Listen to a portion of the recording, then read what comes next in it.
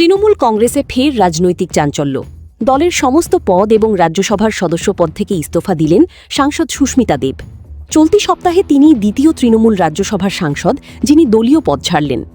ইস্তফার পর সুস্মিতা দেব জানান, তার সিদ্ধান্তের পেছনে রাজনৈতিক ও ব্যক্তিগত দু ধরনের কারণ রয়েছে। তিনি বলেন, গণতান্ত্রিক দেশে একজন রাজনীতিবিদ নিজের রাজনৈতিক ভবিষ্যৎ সম্পর্কে স্বাধীনভাবে সিদ্ধান্ত নিতে পারেন। বাংলার মানুষের প্রতি কৃতজ্ঞতা জানিয়ে তিনি স্পষ্ট করেন, এখন তার মূল লক্ষ্য অসমের মানুষের জন্য কাজ করা। কেন তৃণমূল ছাড়লেন সেই প্রশ্নে সুস্মিতা বলেন, এর পেছনে দীর্ঘ কাহিনী রয়েছে এবং তিনি এমন পরিস্থিতিতে থাকতে চান না যেখানে একসঙ্গে দুই নৌকায় পা রাখতে হয়। তবে মমতা বন্দ্যোপাধ্যায় বা তৃণমূলের অভ্যন্তরীণ বিষয় নিয়ে কোনো মন্তব্য করতে চাননি তিনি। এদিকে ইস্তফার পরই দিল্লিতে অসমের মুখ্যমন্ত্রী হিমন্ত বিশ্ব শর্মার সঙ্গে তার বৈঠক নতুন রাজনৈতিক জল্পনার জন্ম দিয়েছে। যদিও সুস্মিতা দেব দাবি করেছেন এটি ছিল নিছক সৌজন্য সাক্ষাৎ, তবে রাজনৈতিক মহলে জোর আলোচনা শুরু হয়েছে তার সম্ভাব্য রাজনৈতিক ভবিষ্যৎ নিয়ে। সূত্রের খবর, সুস্মিতা দেবের বিজেপিতে যোগদানের সম্ভাবনা প্রবল।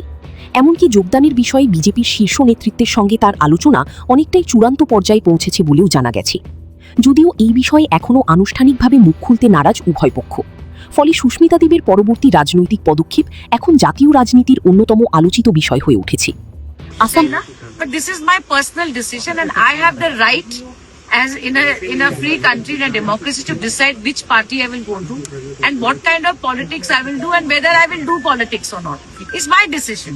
So I don't need anybody's validation, and I will not speak against anybody in the Trinamool or any other party.